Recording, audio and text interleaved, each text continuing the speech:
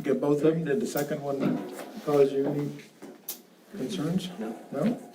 I was in the recliner chair all day after the second one. We'll call the May 2021 Board of Zoning Appeals meeting to order. Staff, will you call the roll? Martin. Here. Seltzer. Here. Macklin. Here. Buchanan. Here. Jorns. Present. French. Here. Ingridson. Here. Wow, everybody's face to face. This is a welcome change. We just like in my professional life, we learned how to do things digitally, but it's also very nice to see everyone's face in person, not just on a screen. So welcome this evening. Hope everyone has had a chance to review your packets. In there is a minutes from the April 15 meeting. Chair will entertain a motion. So moved. Second. Been moved and seconded. Any discussion on the minutes? Seeing none, all in favor of approving the minutes, say aye. Aye. All opposed, same sign. Minutes from April 15 meeting are approved.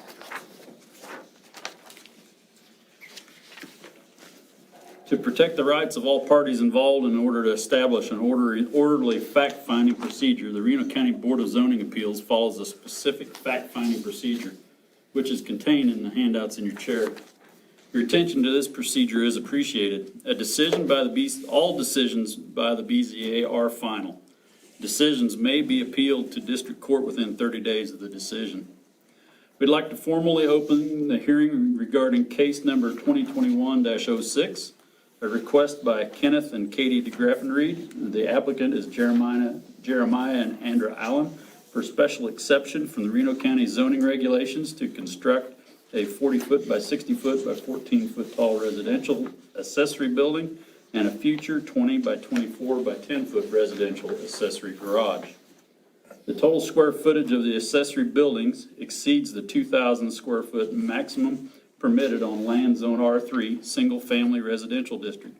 The property is located approximately 850 feet west of the intersection of East Schweitzer Road and East Red Rock Road at 3018 East Red Rock Road.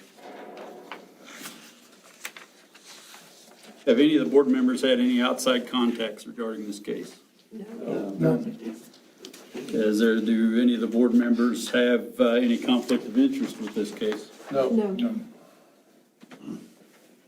Would the applicant please step forward to the podium, state your name and address for the record, and you have 10 minutes to present your case.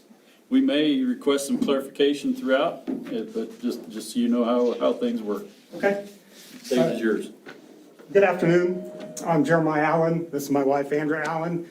And we currently live at 1418 Wilshire Drive here in Hutchinson, Kansas. We're in the process of purchasing the home at 3018 East Red Rock Road, Hutchinson, Kansas. We fell in love with the two-story home that's located on the property, but noticed right away that there's no storage for our 30-foot camper, a 23-foot boat, one vehicle, riding lawnmowers, bicycles, many of the things that you accumulate over the years of being married and having 2 kids. So we are here to request to go over the allowance of 2,000 square feet of non-living space on this property. The property currently has an old 20 by 20 by 10 dilapidated barn that needs to come down. It also has a lean-to animal stall and a 20 by 16 by 8 single-car garage, which equals out to be about 720 square feet. The immediate improvements, we are requesting to remove the barn and replace it with a 40 by 60 by 14 metal building with 2 overheads, one on each side.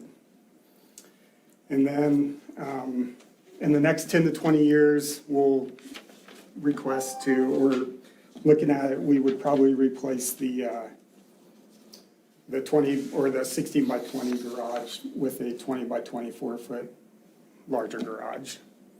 The new square footage would be equal to 2880 square foot. The immediate improvements of the property like I said, would be to remove the barn, 5 mature trees, and the many tree sucklings on the property. We will request to put in a 22-foot right-of-way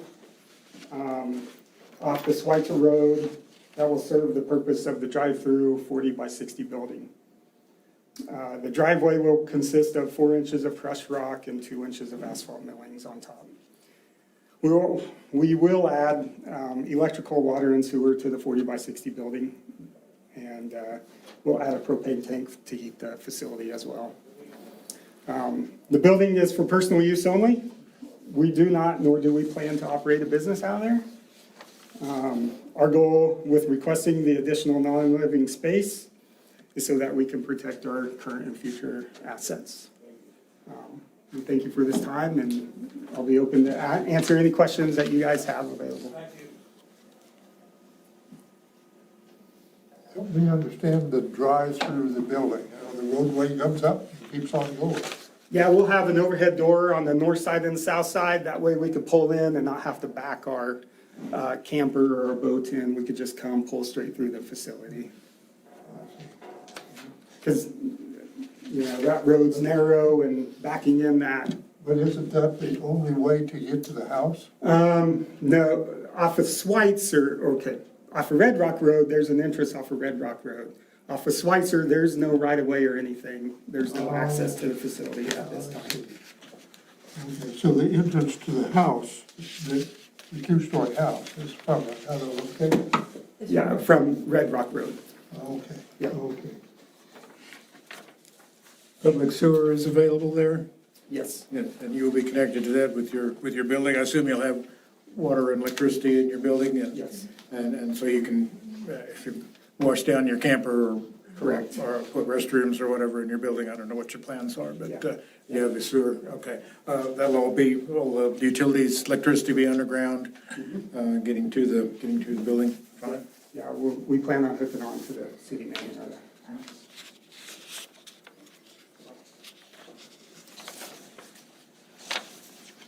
Could you give more clarification of the, in the next 10 to 20 years, remove this?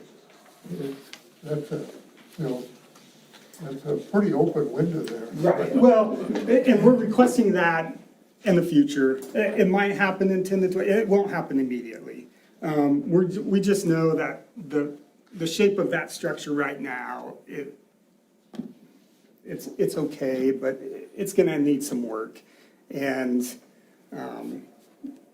just in case we ever wanted to remove that and put a bigger single-car garage up there, that's why we put that in, so we didn't have to come back to the board and request for more square footage on the property.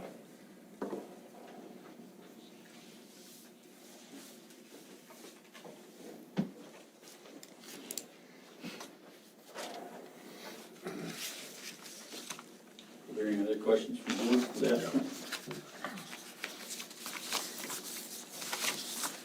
Okay, if not, we'll hear the staff report.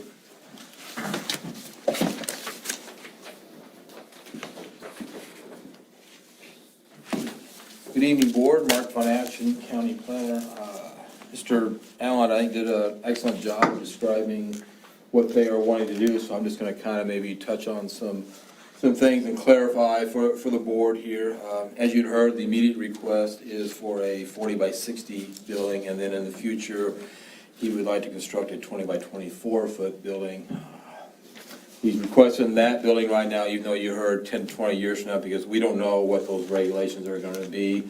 In the future, he could construct that building in 2 years or 3 years from now. It doesn't necessarily have to be 10 to 20 years. And so in order to avoid a situation where he has to come back to this board for further approval, he has put that building on his request right now. Kind of want to go over the site plans. You do have 3 site plans in your packet. I'll try to help explain those. To give you a little bit of an idea, we're located on Red Rock Road, and we are a little bit west of the center of the Yoder community area, so that kind of helps maybe give you an idea of where this property is located.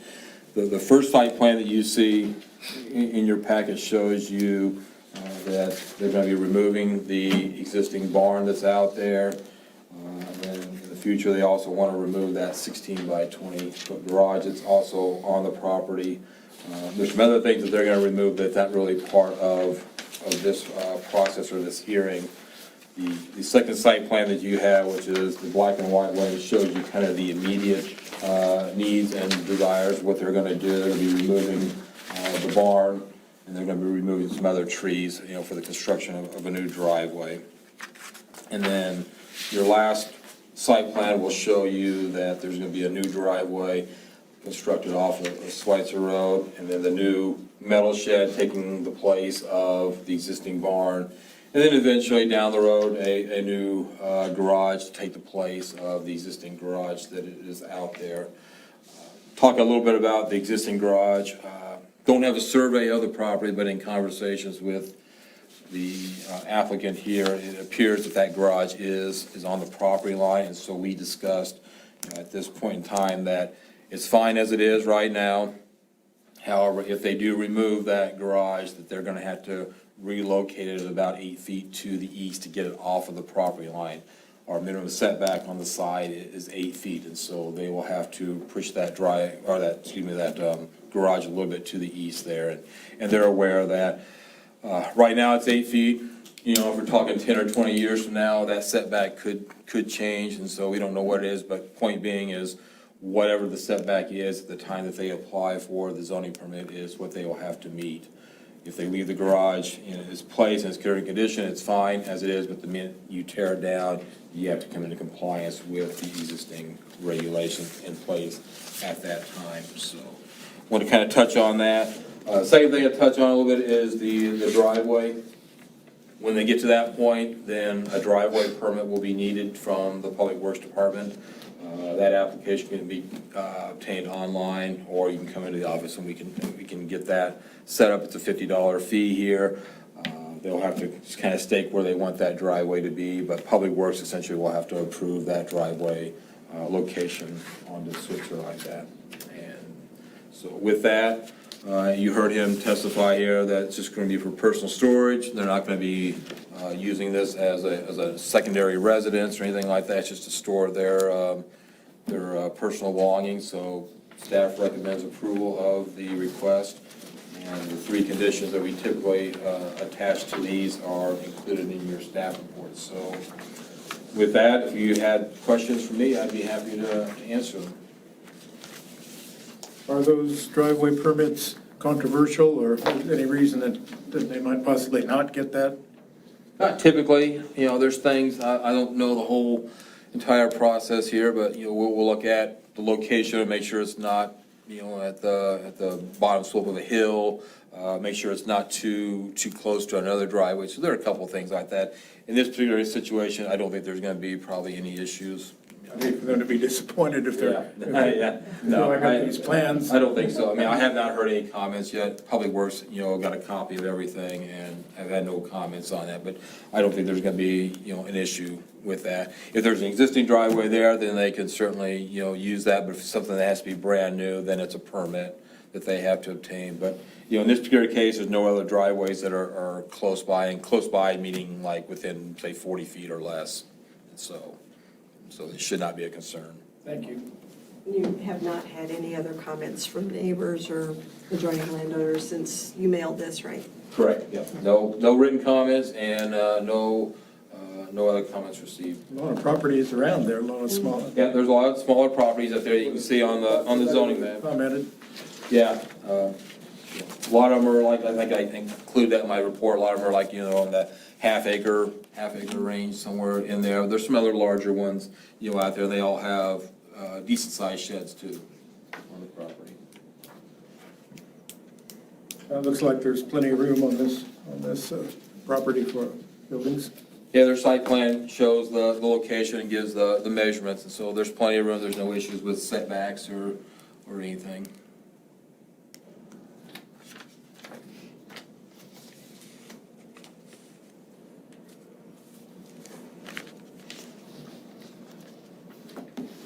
Any questions for staff?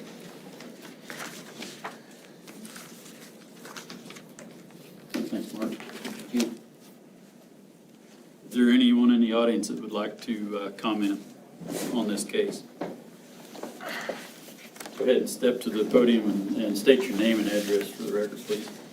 Dennis Peterson, 2901 East Red Rock. Which property for sure are we talking about?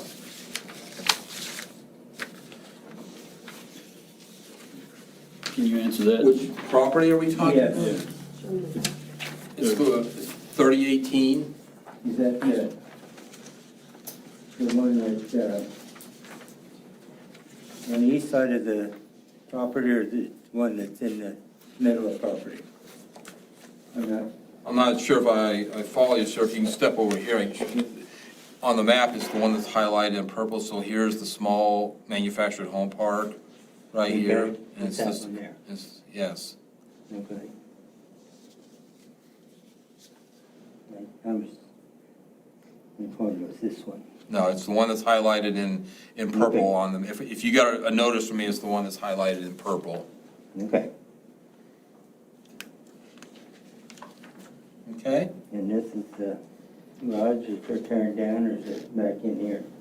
No, there's a barn. It's right on top of the little arrow right here, so it's up here. Okay. Yeah. Okay, Okay? okay. Thank you. You bet, thank you.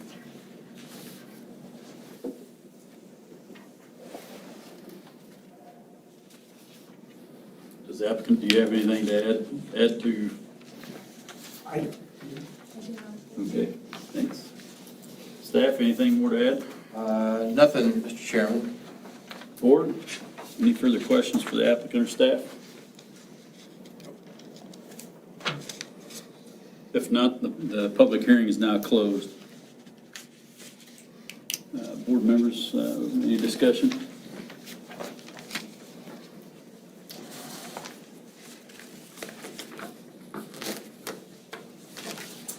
If not, the chair will entertain a motion. Mr. Chairman, I would move that case number 2021-06, request by Kenneth and Katie DeGraffenried, and the applicants are Jeremiah and Andra Allen, requesting a special exemption from the Reno County zoning regulations to permit a total square footage of all accessory buildings on their parcel to exceed the 2,000 square foot limit in the R3 Single Family Residential District at 3018 East Red Rock Road be approved. To allow a building 40 by 60 by 14 or 2,400 square feet in size, and a 20 by 24 by 10 building, 480 square feet in size, at the location shown on the application and subject to the conditions listed above, based upon the reasons stated in the staff report and as heard at this public hearing. Second. Been moved and seconded. Any discussion? Seeing none, staff call the roll. Martin? Yes. Seltzer? Yes. Macklin? Yes, Buchanan? Yes. Jorns? Yes. French? Yes. And Gertson. Yes.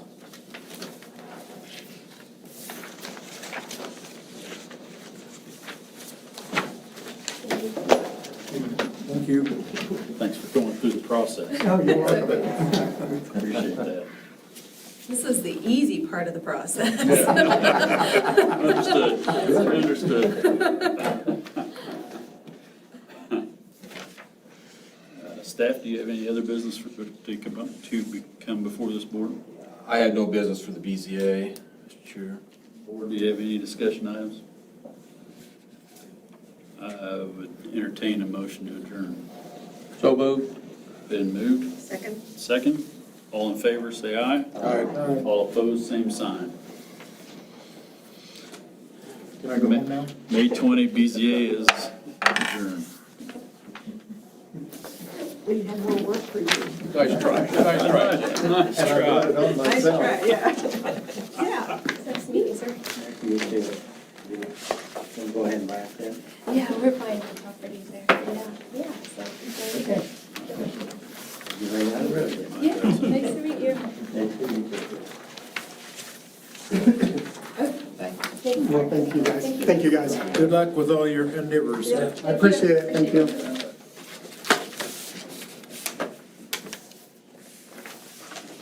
All right.